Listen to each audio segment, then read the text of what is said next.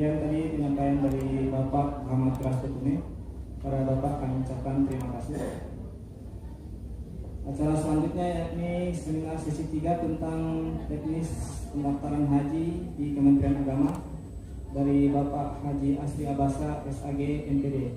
Kepada Bapak kami persilahkan.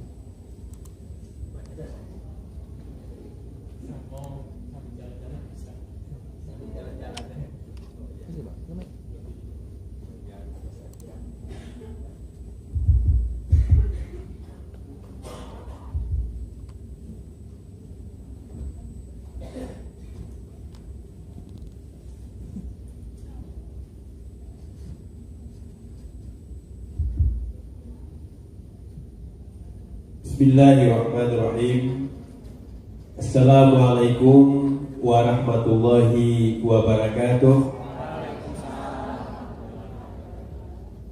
Alhamdulillahilladzi hijjul baiti man istata'a ilaihi sabila. Asyhadu an la ilaha illallah wahdahu la syarikalah wa asyhadu anna Muhammadan abduhu wa rasuluh la nabiyya ba'da. Wassalatu wassalamu ala asrafil anbiya'i wal mursalin wa ala alihi wa sahbihi ajma'in, amma ba'du.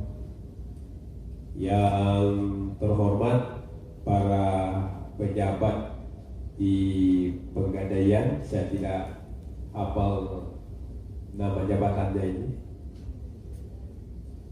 Yang kami hormati Bapak Haji Saud Sitaba, Bapak-bapak, ibu-ibu, hadirin wal hadirat yang dirahmati Allah.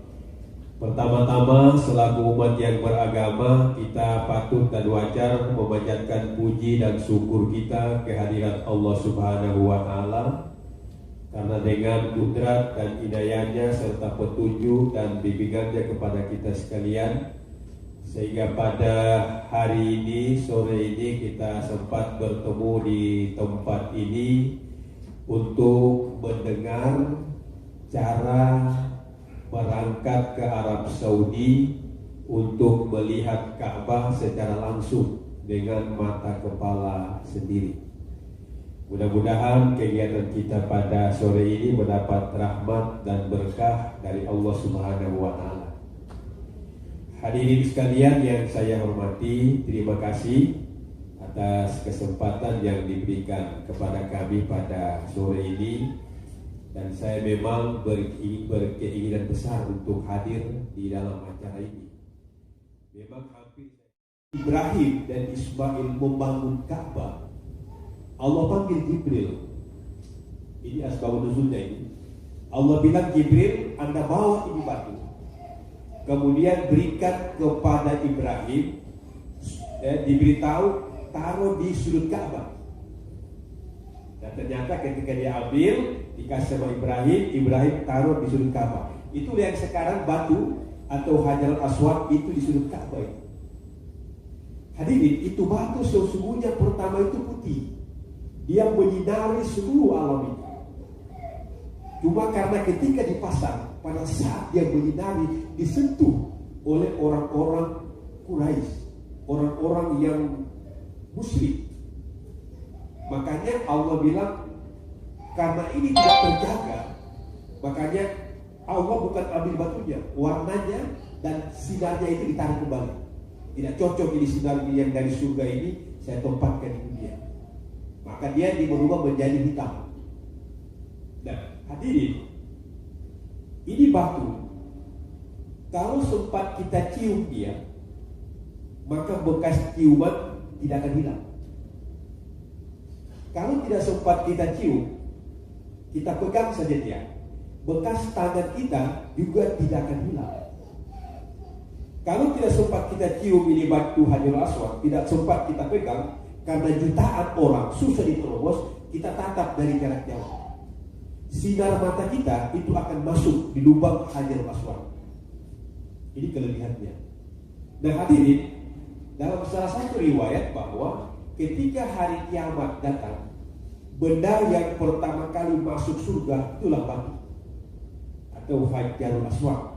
Ini Hajar Aswad dia kembali ulang ke surga. Nah, di surga ini dengan kekuasaan Allah, dia akan memberikan syafaat kepada Bapak Ibu sekalian. Apa katanya?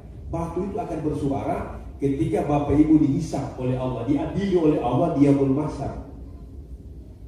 Batu mengatakan, ya Allah, jangan lagi diperiksa itu fulan, karena bekas ciumannya masih ada. Ya Allah, jangan lagi diperiksa itu fulan, karena bekas tangannya masih ada. Ya Allah, jangan lagi diperiksa itu fulan, karena sinar matanya masih ada. Makanya tadi Pak Saud katakan, al-hajju mabrura laisa lahu jazaa'un ilal jannah. Orang yang berangkat menunaikan ibadah haji, tidak ada balasan yang setimpal dari Allah terkecuali surga. Kenapa? Sudah ada yang menunggu kita di sana. Tidak gampang Bapak Ibu sekalian. Itulah orang mau berbondong-bondong ke sana. Yang kedua, saya suka saja ini karena waktu. Yang kedua, benda yang kedua itu ditempatkan di Madinah. Benda yang dari surga yang kedua ditempatkan di Madinah. Yaitu apa? Tanah.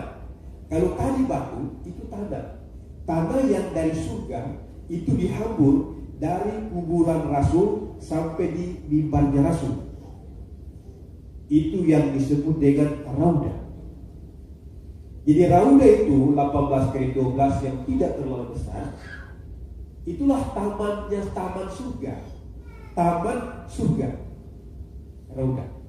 Nah, orang berbondong-bondong masuk itu.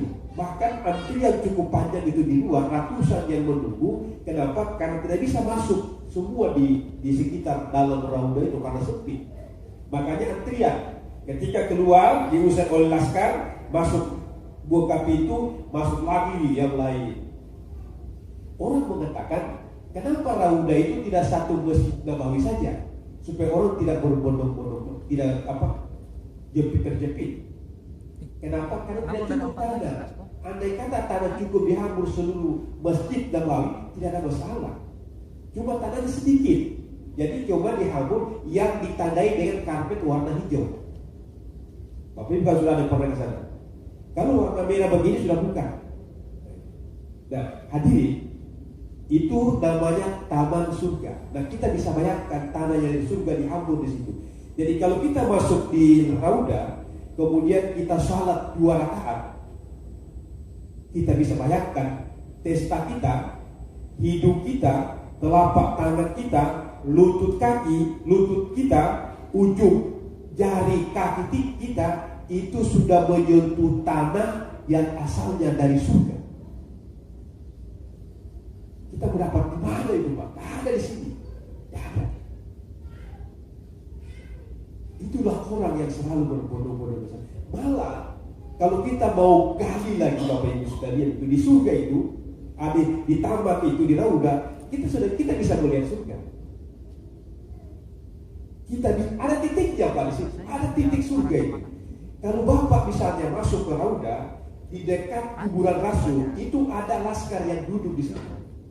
Ada pagar sedikit, laskar yang duduk. Itu dia ada titiknya, kurang lebih 20 meter. Itu titiknya surga di situ. Makanya kalau orang datang, kemudian dia sholat di titik itu laskar usia. Dia jaga. Laskar bilang, tarik, Anda keluar. Tapi ada orang yang ketika masuk, datang sujud di situ, bukan diusir, tapi dijaga. Bahkan laskar mengatakan, tafadhal ya Ustaz, tafadhal ya Abi. Disuruh. Kuncinya Bapak Ibu bagaimana? Kita belajar berdoa kepada Allah. Sebelum kita berangkat ke Raudah, menuju titik, kita sholat 2 rakaat. Tengah malam kita bangun, kita sholat tahajud, kita minta kepada Allah. Ya Allah ya Tuhan kami, aku memohon kepadamu ya Allah. Saya sekarang akan berada di atas surgamu ya Allah. Maunya saya harus diperlihatkan bagaimana beramanya surga itu sebelum saya berangkat ke tanah air. Kalau Allah ijabah, tembus Bapak Ibu. Itu yang disebut dengan rahasia batin. Hadirin sekalian, banyak keistimewaan sebenarnya. Kenapa kita tidak harus raih di sana, Pak? Ini Pegadaian sudah memberikan peluang. Memang Bapak Ibu sekalian yang saya hormati, kalau dilihat tadi memang panjang. Ampun, orang sudah umur tua, kapan lagi ini mau tunggu lagi 17 tahun ini menunggu sudah mau mati. Iya kan?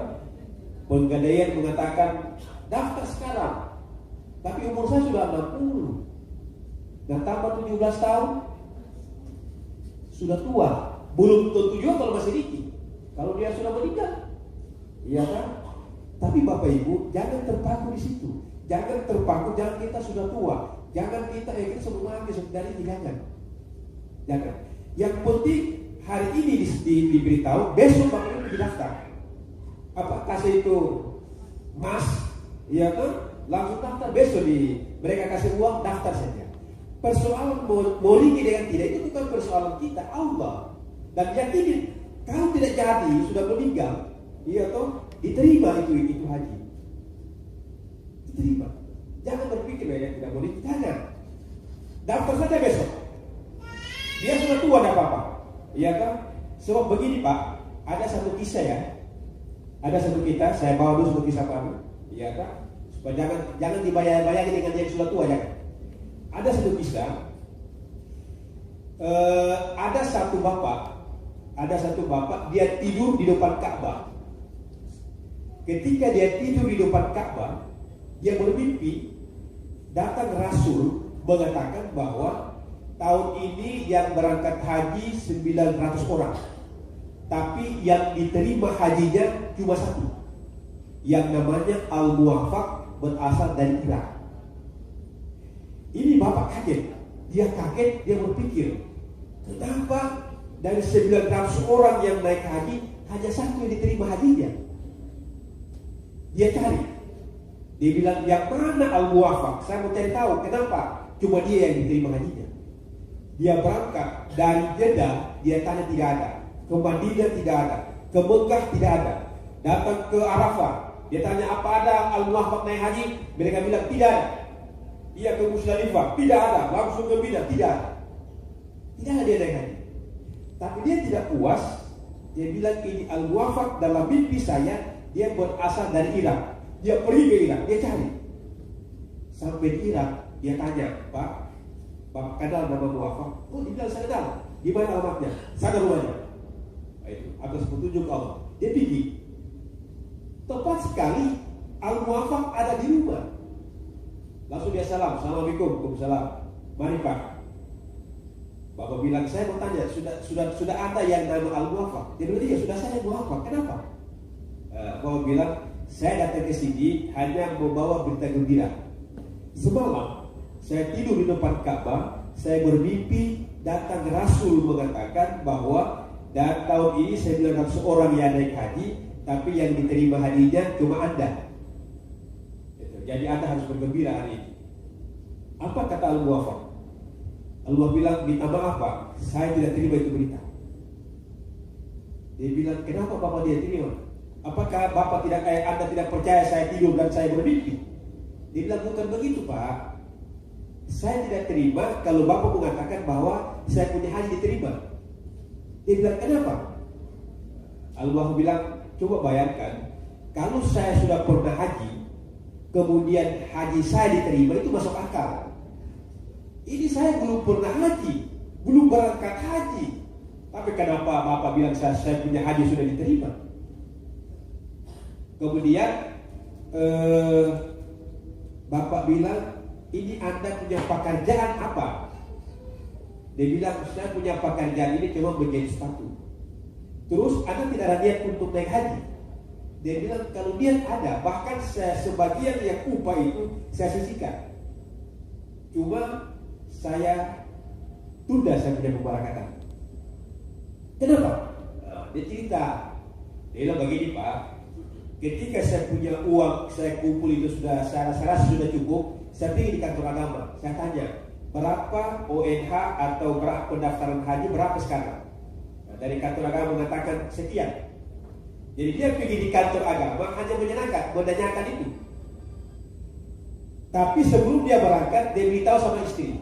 Dia bilang, Ibu, saya mau pergi tanya dulu di kantor agama supaya saya mau mendaftar haji. Ini istrinya gembira sekali, dia gembira karena suaminya mau berangkat.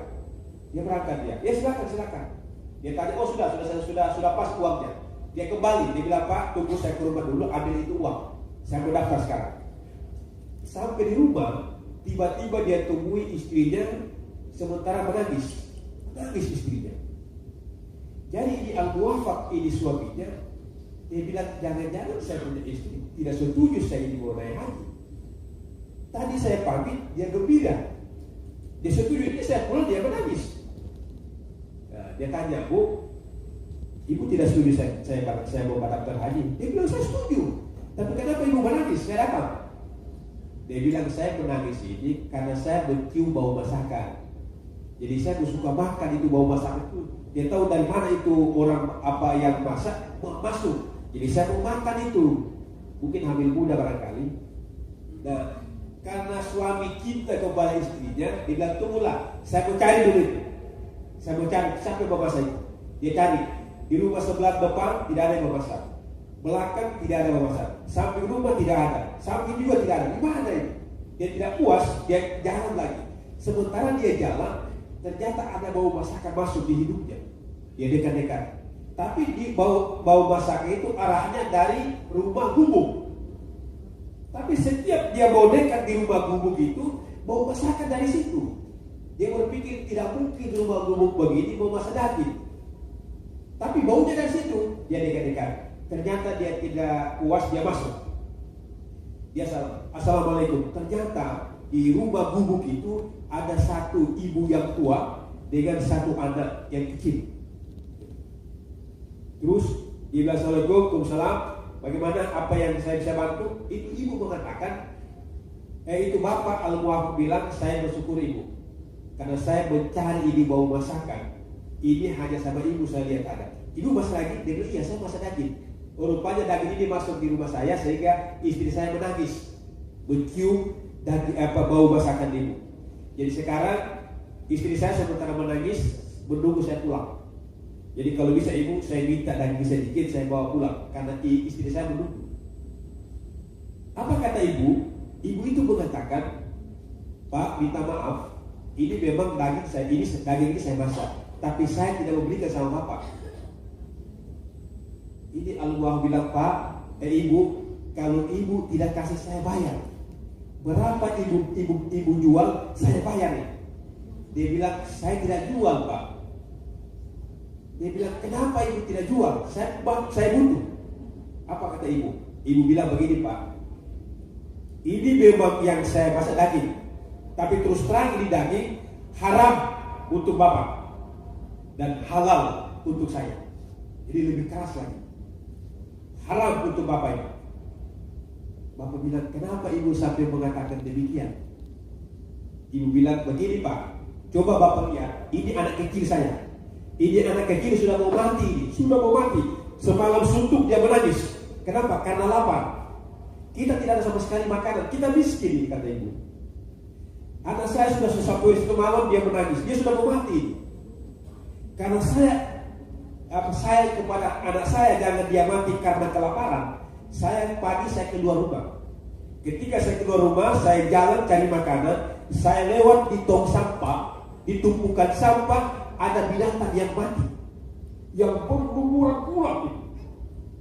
Binatang itu saya ambil.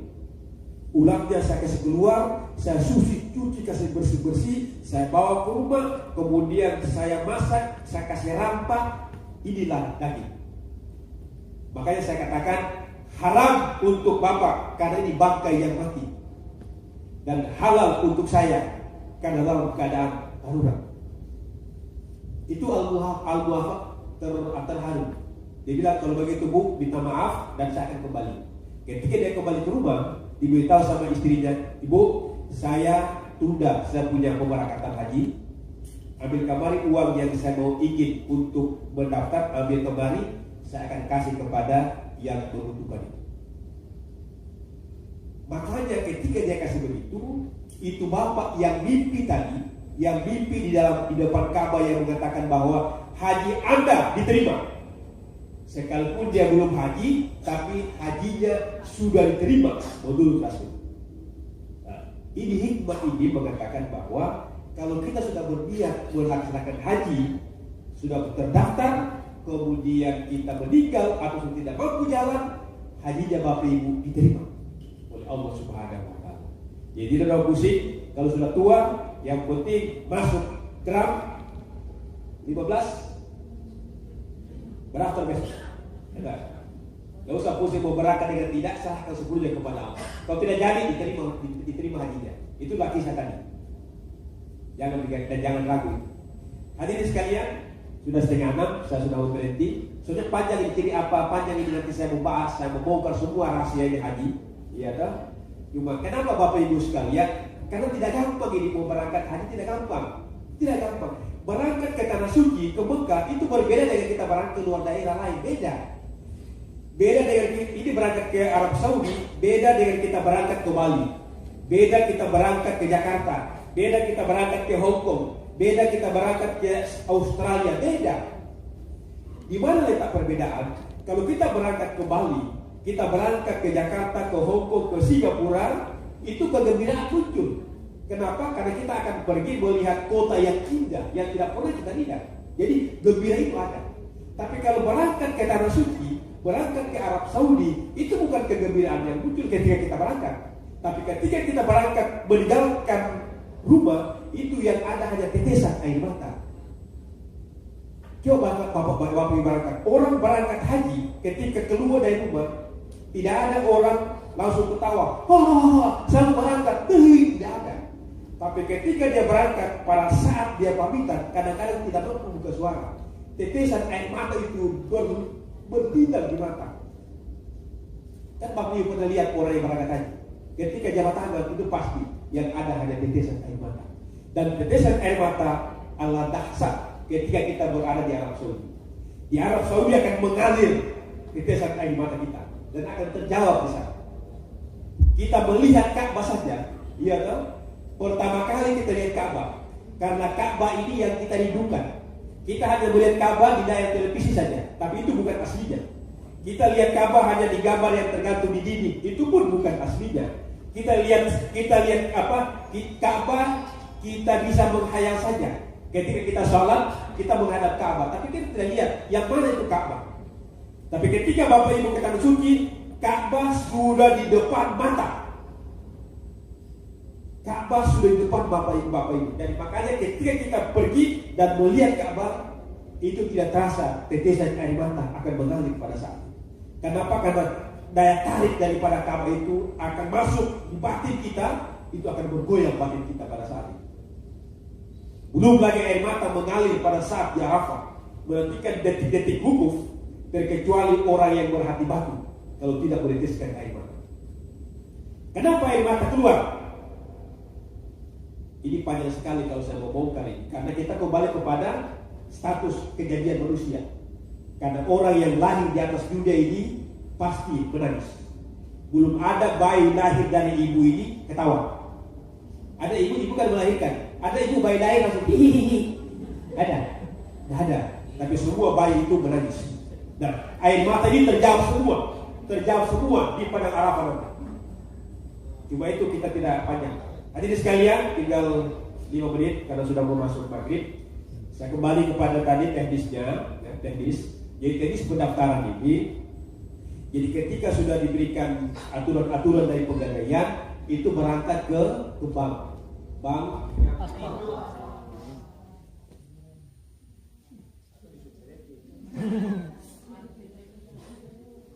Lanjut.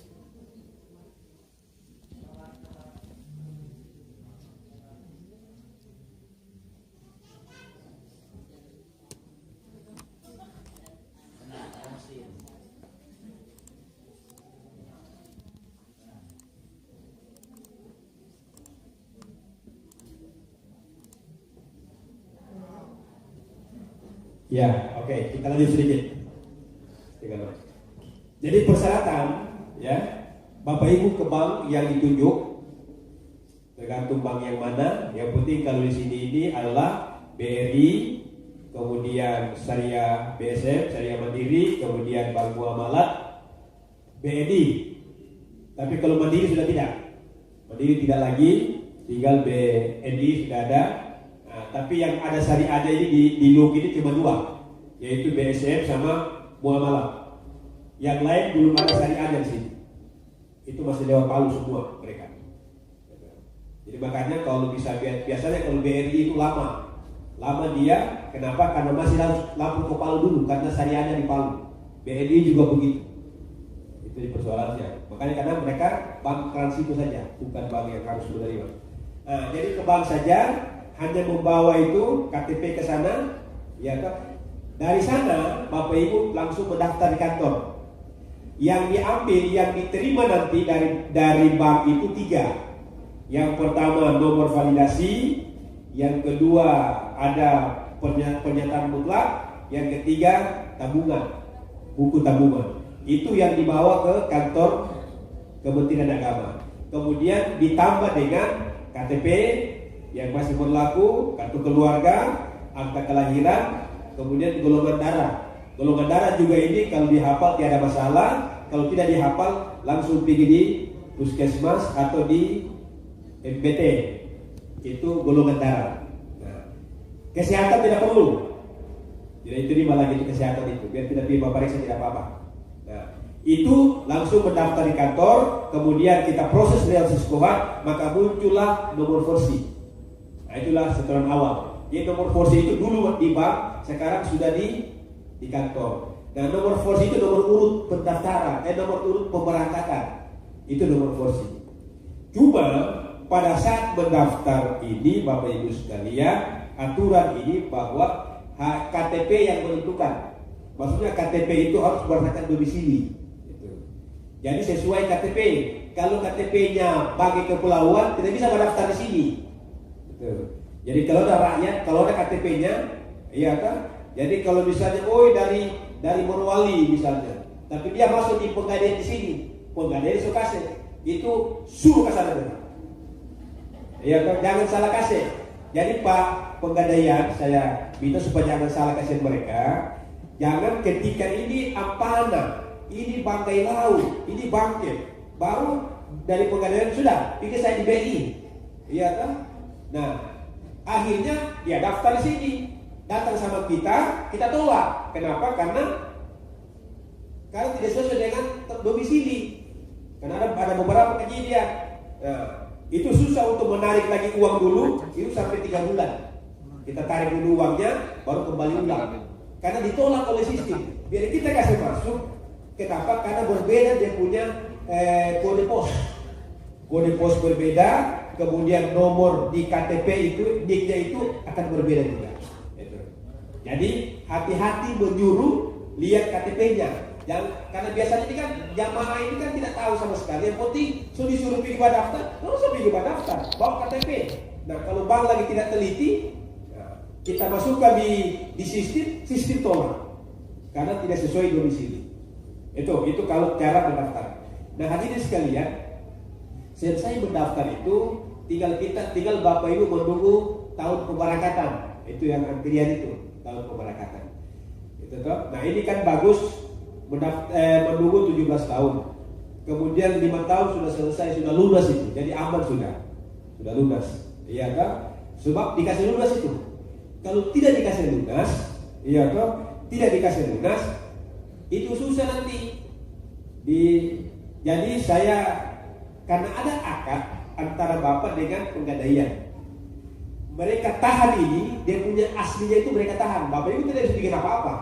Ditahan aslinya itu. Kecuali sudah lulus mau dikasih. Itu. Cuma dengan catatan kalau Bapak Ibu sudah lari, iya kan? Sudah lari, tidak tahu lebih alamat. Jadi Pegadaian susah mencari. Nah, Pegadaian juga mau tarik itu uang tidak bisa. Tidak bisa. Nah, itu hati-hati Pak Pegadaian. Saya ingatkan karena ada lalu di BSM dia itu talangan. Talangan di BSM sekarang masih ada sekitar 30-an itu yang sudah tidak tahu alamat. Datang kembali bujuk saya, Pak, kalau bisa saya mau cabut ini uang, saya mau kembali, saya mau tarik. Ini sudah ada pernyataan. Mereka saya bilang tidak bisa, kecuali yang bersangkutan datang baru saya tanda tangan dia punya pengembalian. Dia bilang sudah tidak tahu di mana alamat, pergi cari. Mereka sudah tahu. Nah, sampai hari kasihan mereka datang, bagaimana kalau bisa bantu, saya tidak akan bantu. Kenapa Bapak Ibu sekalian? Karena ada kasus, iya toh? Ketika Bank BSM sudah tarik ulang, karena memang ada pernyataan yang mereka tanda tangan, kalau tidak mau nasi akan ditarik ulang. Dia sosipan, memang itu yang aslinya. Itu supaya biar lagi yang bersangkutan tiada di kantor, orang petugas datang sudah bisa, karena persyaratan untuk pengembalian mereka sudah lengkapi. Ada kasus lalu dia tarik, ya sudah, kita sudah iakan, kita sudah selesai, sudah terima ke uang. Tiba-tiba yang bersangkutan datang, Pak, kenapa dibatalkan? Ini sudah. Dia bilang sampai datang. Saya bilang dari BSN. Dia bilang, kenapa Bapak ACC? Nah, saya salah sebenarnya. Kenapa? Karena kalau berangkat haji tidak ada kaitannya dengan BSN. Nah, sama dengan ini.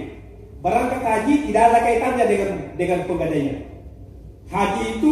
Berangkat haji itu adalah Kementerian Agama dengan calon jamaah. Bukan Kementerian Agama dengan pegadaian atau dengan BSN. Tidak ada itu. Kenapa? Karena di nomor kursi itu yang muncul namanya Bapak Ibu, bukan dia punya manajer. Iya kan? Ini saya sampaikan memang supaya beliau juga tahu juga itu. Jadi dia bilang, kenapa dibatalkan? Saya kan tidak suruh batal. Jadi saya salah. Andai kata saya suruh batal, wajar Bapak batalkan. Ini saya tidak suruh batal. Baru dia bilang, saya bilang itu kan minta batal itu kan BSM. Iya, Bapak kan tidak bayar. Itu kan urusan saya dengan BSM, bukan urusan saya dengan Bapak. Nah itu. Kalau saya tidak bayar, itu urusan saya katanya dengan BSM. Mau saya bayar dengan tidak, urusan saya dengan dia. Bukan saya dengan Bapak, tidak ada masalah, aman. Nah itu. Ya, sama dengan ini. Iya toh, Bapak dia sudah daftar, beliau sudah kasih pinjam uang, sudah daftar. Tiba-tiba tidak ada dia punya bulanan setiap hari dibayar apa semua. Tapi vonis sudah ada. Iya kan? Bapak sudah lari, kita sudah keamanan alamat. Tapi sekalipun yang aslinya ditahan, tapi itu bukan jaminan untuk ditarik ulang uangnya. Ini saya kasih tahu memang. Saya tidak bertanda tangan. Itulah. Jadi Bapak Ibu lihat baik-baik orang yang berikan saya pinjam uang. Itu tidak gampang. Itu sekedar. Ya, jadi itu akan sesuai dengan domisili, Bapak Ibu sekalian. Yang kedua, Bapak Ibu, kalau tidak sempat, sudah tidak mampu lagi atau sudah meninggal, itu bisa dicabut uangnya. Bisa dicabut uangnya, tinggal urus persyaratan, ya, kita kembalikan uangnya utuh 25 juta. Tidak ada potong-potongan itu. Itu teknisnya di sana. Kalau sudah tidak mampu lagi, sudah tua, bisa ditarik. Iya kan? Meninggal keluarga yang tarik. Tapi ketika misalnya sudah tahun pemberangkatan, nomor kursi sudah keluar, nama sudah mau berangkat, sudah melunasi, tiba-tiba meninggal, bisa diganti dari keluarga. Keluarga bisa ganti. Tetapi anak, istri, suami, saudara, menantu bisa. Biar belum daftar bisa diganti, karena cuma ganti nama saja. Kalau yang sudah muncul nama sudah berangkat, terserah siapa yang ditunjuk itu akan diurus untuk diganti. Kalau dulu tidak diganti, pokoknya meninggal kasih pulang itu uang. Orang mau ganti, tapi daftar ulang. Tapi ada aturan kalau sekarang sudah 2 tahun berlaku akan diganti pada saat itu. Terserah siapa yang berganti. Ini kemudahan. Jadi kalau Bapak Ibu sudah tiba-tiba tidak jadi, bisa diganti. Itu kalau sudah tidak sempat, Bapak Ibu sekalian. Saya kira itu yang karena sudah mau maghrib ini, saya kira itu mungkin juga barangkali ada pertanyaan satu dua orang mungkin bisa, barangkali tergantung moderatornya. Jadi saya kira kami menghimbau kepada Bapak dan Ibu sekalian bahwa mari kita bergerak hati kita untuk berangkat menuju Arab Saudi. Kenapa? Karena di dalam talbiyah ini, labbaika Allahumma labbaik, saya datang hanya untuk memenuhi panggilanmu ya Allah. Jadi Bapak Ibu itu diundang oleh Allah Subhanahu wa taala ke rumahnya Allah, itulah Baitullah. Diundang oleh Allah ke Baitullah. Dan kita bisa bayangkan Bapak Ibu merupakan tamu-tamunya Allah. Nah, saya selalu katakan ketika di sana Bapak Ibu sekalian, Bapak Ibu akan dijemput oleh 70.000 malaikat. Tidak gampang itu. Bukan manusia yang menjemput, tapi malaikat yang menjemput di sana. Jadi itu satu kebanggaan, satu kebahagiaan. Jadi berdoa kepada Allah Subhanahu wa taala, minta ya Allah, jangan dulu cabut roh saya sebelum saya melihat Ka'bah, sebelum saya melihat benda yang didatangkan dari surga. Subhanallah. Kalau itu yang dijawab oleh Allah Subhanahu wa taala, insya Allah akan terkabul. Inilah yang dapat saya sampaikan. Mudah-mudahan dapat menggugah hati Bapak dan Ibu sekalian, sehingga bisa bergerak hati untuk berangkat menuju Arab Saudi. Tidak usah lagi pikir-pikir, dibayangkan lama, tidak usah. Daftar saja. Kenapa? Karena berangkat haji bukan kemauan manusia, dan berangkat hajilah kemauan Allah Subhanahu wa taala. Kalau Allah menghendaki mendaftar tahun ini, bisa berangkat tahun ini. Kalau Allah itu menghendaki, makanya minta terus kepada Allah Subhanahu wa taala. Karena ada kejadian seperti itu, ada kejadian itu. Nah, berapa tahun kemarin ada seperti itu. Itu disebut dengan kota emergensi. Ya toh, dari Palu telepon, Pak, coba ini nama ini lihat. Setelah saya lihat, masih panjang. Tanya sama dia kalau dia mau berangkat. Nah itu. Dia bilang, iya saya mau berangkat. Ternyata kalau berangkat segera melunasi. Segera melunasi. Ternyata saya tanya di Palu, kenapa Pak orang yang masih lama berangkat sudah itu berangkat? Dia bilang menggantikan ada yang meninggal. Nah, itu emergensi. Bayangkan Bapak Ibu, karena Allah menghendaki dia mau berangkat, kendati satu orang dikasih mati. Bayangkan, tidak iya betul. Kalau tidak berangkat ya. Tapi karena Allah sudah panggil, tetap harus berangkat. Nah itu kalau Allah menghendaki, tidak ada satu makhluk yang bisa menghalangi. Kita serahkan sepenuhnya kepada Allah Subhanahu wa taala. Sekian, wassalamualaikum warahmatullahi wabarakatuh.